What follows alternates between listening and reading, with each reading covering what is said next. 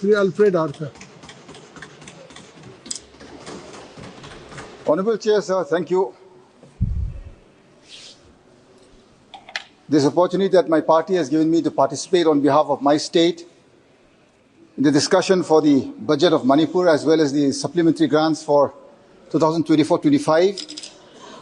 At the outset, I would like to say when I first stepped into this hall of democracy, I swore an oath that I would bear true faith and allegiance to the Constitution of India as per law established. This is the same note that I used.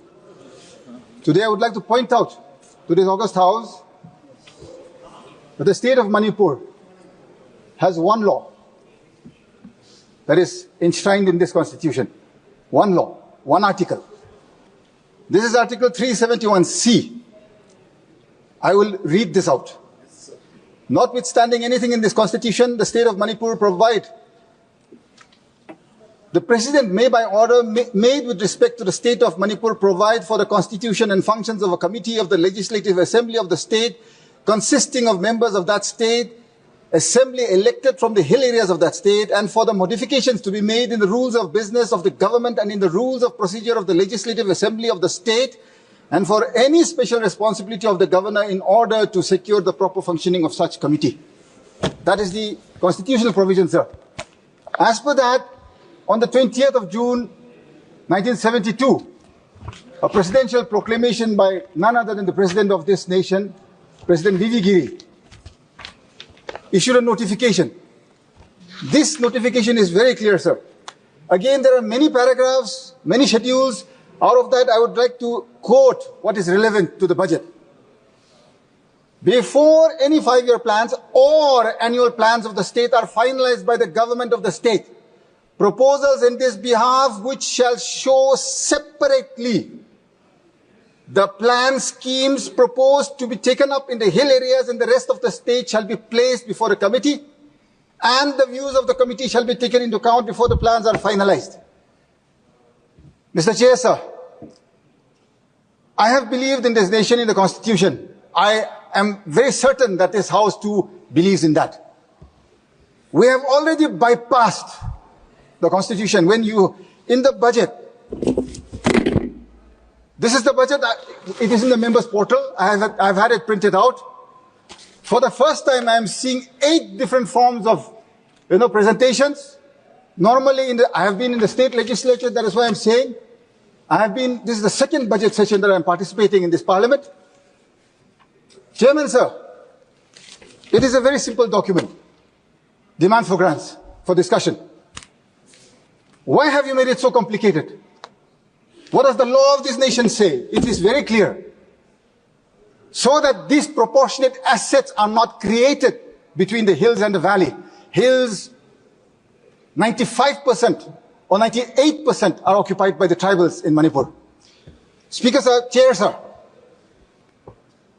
when disproportionately assets are created, problems have to occur. It is my duty to bring forth before this august House if there are any anomalies, so that going forth, the paths will be straightened out. Mr. Chair, sir, in the fall of 2021, which is somewhere around from August to October, we have had the privilege of calling on the Honorable President, who was Mr. Ramnath Kovind, the Honorable Home Minister, who was then also Mr. Amit Shah, the Law Minister of the nation, who is the Parliamentary Affairs Minister today, and on behalf of the Honorable Prime Minister, we met Mr. G. Kishan Reddy ji. We placed before them the problems that are being faced in the state of Manipur with regard to administration of the hills. I was very, very certain as part of that delegation, it was a full delegation of the Hill Areas Committee.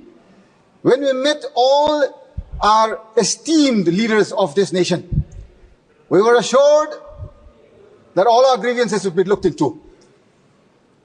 I never, ever in my life felt that though the state of Manipur may have made it a nominal provision, I never expected that the Union of India today, when we are at a position or in a position to ensure that the legislation of business with regard to the budget of Manipur is clearly as by law established. We have not yet adhered to that, Mr. Chair, sir. When you go into the budget, I have already chaired 6 meetings in the district level Disha committees. The marginalized and the poor of our nation, so is also my constituency, Mr. Chair, sir. They survive on Narega. You know the status of Narega today. These are reports from the district collectors in the Disha meetings from all departments. 2023-24 Narega material component 50% has not been released. 24-25 nothing has been released, and the mandates that are being given there are 25 mandates in a year. The budget, there is no increase this time from the union again. We are passing this budget, there is no increase. It's a demand-driven scheme. Sir, I agree. I know of this scheme, sir. So state they are being given a target because state matching share if the state does not give. When you are not releasing material component for 2023-24, how do you expect those poverty-stricken, marginalized people to create more? How are they going to work more? If this is a committed liability scheme, you are committed to pay. But when the union government does not even clear 23-24, clear-cut ratio 60-40 labor component. But that is why I am saying, I know the facts, I know the figures, and I am very clear in this, Mr. Chair, sir. You have not released. There is an injustice to the state, and you are not even increasing that you will clear off the dues. 2 years cut dues is not yet clear. When you talk of your National Social Assistance Program, what is the status today? Last payment was made in the month of March 2023. March. National Old Age Scheme, Pension Scheme, you talk of the widow pension scheme. All those schemes are way back in 2023, last released. 2 years. What are those schemes for then? When the most marginalized are left out to hang dry. I have not seen the budget reflected that they will pay off. I have not seen. Nothing is given here. You talk of all of the centrally sponsored schemes. You go scheme by scheme, program by program, and you'll understand that it is the same replica of what has been happening always. Mr. Chair, sir, the nation needs to grow. Manipur is the lowest per capita income generating state in the nation. In the nation, I repeat. Why is this? Why is this that the Niti Aayog, or be it the Planning Commission at one point in time, or the state government, today the central government, why is it that you have not made sure that course corrections have been made so that we also increase our GSDP? You are not focusing in the 4 core areas. Agriculture budget, there is no increase. Horticulture, there is no increase. The hills are redundant today. There is no income. 90% of the state of Manipur is hills. Lush green hills. We are an agrarian society which survives, and we have been adapting to change because our forefathers have taught us what it is to survive through agriculture. There is no scope for growth. Where do we sustain? Depending on Narega. And Narega, that also you don't even release. Central government not releasing, state government not formulating the actual plans that will be required for inclusive growth. You go into the figures, it's a dismal figure, sir. I today want to challenge the Honorable Finance Minister. So also the Transport Minister. I would like him to come and see, forget about Mumbai-Delhi highway, where you can spend 50,000 crores. I have no problem. It is my nation. We have to grow. Come to my constituency, which is about 20,000 square kilometers. I will show him the sort of roads that his ministry is making. And you will say that these are the roads that you're providing, citizens of this nation. Are you actually serious? That budgets are being provided. This time when I had spoken to NHADCL officials in the Disha committee meeting, what did they say? They said that work orders are issued before land is acquired. But before land acquisition process is, completed, you start issuing work orders. Are we a society that is built for contractual basis, or is it for a delivery, a chain of delivery for the common man? Today there is no delivery. There is nothing. Look, talk of your JJM scheme. I'm sure the Honorable Finance Minister will come back later and say, JJM ye kiya hai, PMGSY ye kiya hai, PMJVK ye kiya hai. You're going to say many things that you have done, and I will refute each one. I know I will not get a chance to rebut the Honorable Finance Minister, but I am preempting her reply.